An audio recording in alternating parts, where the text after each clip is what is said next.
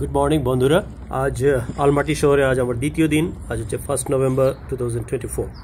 আজ আমার টার্গেট রয়েছে দুটো ট্যুরিস্ট ইম্পর্ট্যান্ট স্পট, যেটা হচ্ছে অ্যাসেনশন ক্যাথেড্রাল এবং তার পাশেই রয়েছে 28 প্যানফিলপ পার্ক।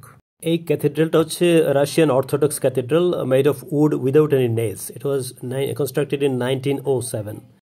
ভোরবেলা ওঠার এবং হাঁটার অভ্যাস থাকাতে খুব তাড়াতাড়ি উঠে পড়লাম এবং টার্গেট নিয়েছি সকাল 9টার ভেতরেই আমি দুটো স্পট কভার করে নেব। তাই খুব ভোরবেলা হোস্টেলে উঠে সবাই ঘুমিয়ে রয়েছে, এই অবস্থায় উঠে ফ্রেশ হয়ে কিচেনে এসে চাটা করে রেডি হয়ে নিচ্ছি, যাতে করে সময় নষ্ট না হয়। 7টার ভেতরে আলো ফুটতে শুরু করলেই বেরিয়ে পড়ব। তাড়াতাড়ি ওঠার অভ্যাস তো, তাই উঠে ফ্রেশ হয়ে এক কাপ চা বানিয়ে বসেছি। বন্ধুরা, এই হচ্ছে গোল্ডেন স্কোয়ার হোস্টেল, বিশাল হোস্টেল। তার সামনেটা এরকমটাই, এই হচ্ছে তার এন্ট্রি গেট।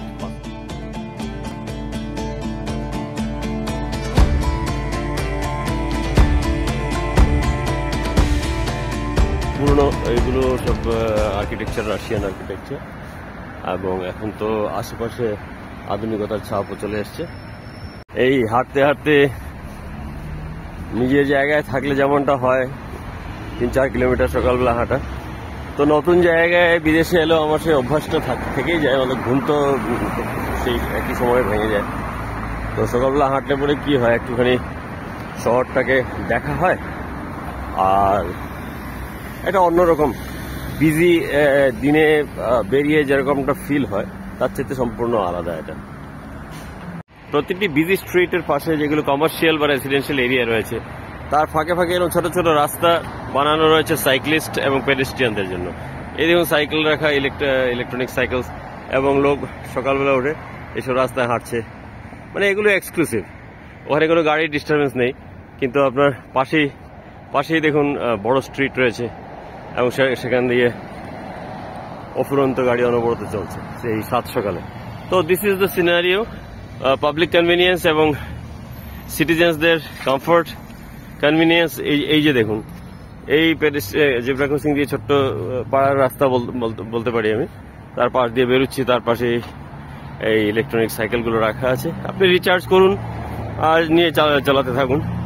এই ধরনের কনভিনিয়েন্স যত্রতত্র দেখা যায়, এবং খুব লেভিশলি, লেজারলি এবং লেভিশলি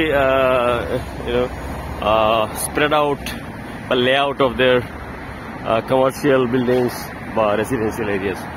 তো এই হচ্ছে ব্যাপারটা আলমাতির, এবং দেখি আর কি কি দেখা যায়। বন্ধুরা, এই ম্যাকডোনাল্ডের মতো একটা ব্র্যান্ড রয়েছে এখানে, চেইন, এটার নাম হচ্ছে IM। আমি একটু ক্লোজ আপ করে আপনাদের দেখাচ্ছি। This is the brand name. তো এটা এখানে বেশ পপুলার, এবং একটা ম্যাকডোনাল্ডের অল্টারনেটিভ হিসেবে আপনি এটাকে নিতে পারেন। এবং এই হচ্ছে ব্যাপার। এই সকালবেলা সবাই যার যার কাজে বেরিয়ে পড়েছেন, এবং কিছু লোক হেলথ কনসিয়াস সব ব্রিস্ক ওয়াকিং করছেন, আর সেই সকালবেলা সুন্দর সুন্দর পাবলিক ট্রান্সপোর্টের সেই গাড়িগুলো যাচ্ছে, এবং রাস্তায় ক্যাব, এখানে বিশেষ করে ইয়ান্ডেক্স গো, আমরা ওলা উবের যেগুলো ইউজ করি, অসাধারণ বড় বড় বিশাল সব নামি দামি কোম্পানির গাড়ি, কিন্তু compare to India prices are very very low. তো বন্ধুরা, পৌঁছে গেলাম আমার প্রথম দ্রষ্টব্য, যেটা অ্যাসেনশন ক্যাথেড্রাল।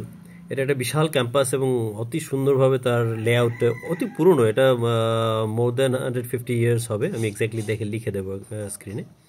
তো সেটার যে লেআউটটা রয়েছে অত্যন্ত সুন্দর, এবং সকালবেলা উঠে হাঁটার জন্য অসাধারণ। সেই ক্যাথেড্রালটা অ্যাকচুয়ালি কাঠের তৈরি, এবং এটা শখানেক বছর আগের যে বিশাল একটা ভূমিকম্প হয়েছিল কাজাখস্তানে, সেটাতেও এটা বিল্ডিংটা একদম এটা হয়নি, নষ্ট হয়নি। মানে পুরোটা কাঠের এবং কোনো ধরনের লোহা ইত্যাদি ব্যবহার হয়নি, ইন্টারলকিং সিস্টেমে এটা করা।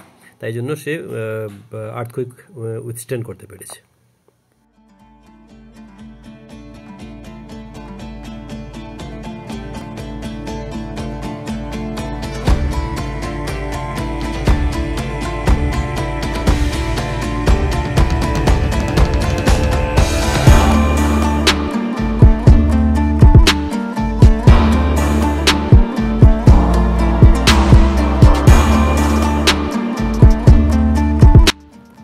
বন্ধুরা, এই ক্যাথেড্রাল তার পাশেই 28 প্যানফিলভ পার্ক, যেটা সোভিয়েত ইউনিয়নের আর্মি জেনারেল ইভান প্যানফিলভের নামে ওটা নামাঙ্কিত।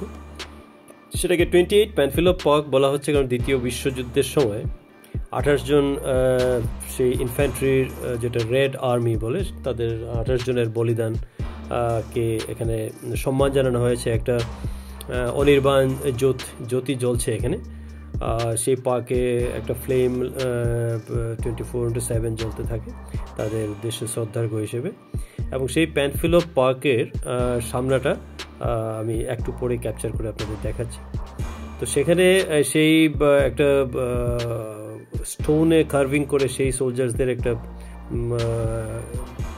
রেসপেক্টের জন্য সেই মাইটের প্রতিকৃতি হিসেবে রাখা আছে এবং পাশে রাশিয়ান ল্যাঙ্গুয়েজে এসব কথা লেখা রয়েছে। তো সেই প্যানফিলভ পার্কটাও দেখে নিচ্ছি এই ক্যাথিড্রাল দেখার পর।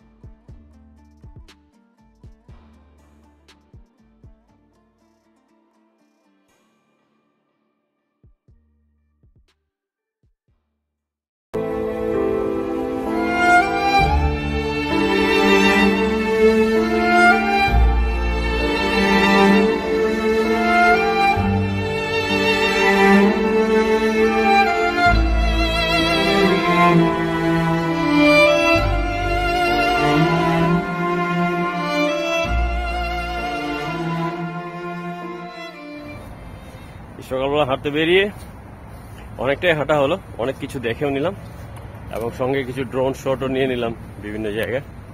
সো আজকে সকালটা ছিল ভীষণ রকমের সাকসেসফুল। সম্পূর্ণ কাঠের তৈরি এই ক্যাথিড্রাল 1911 যে বিশাল ম্যাগনিটিউড 8 এর যে আর্থকুইক হয়েছিল সেটা উইথস্ট্যান্ড করেছিল উইদাউট এনি ড্যামেজ। এবং এটা সম্পূর্ণ কাঠের এবং তাতে কোনো ধরনের লোহা ব্যবহার হয়নি, ইন্টারলক সিস্টেমে ওটা করা হয়েছিল। তো এই এরিয়াটা সকালবেলা ঘুরে মানে ভীষণ ভালো লাগলো।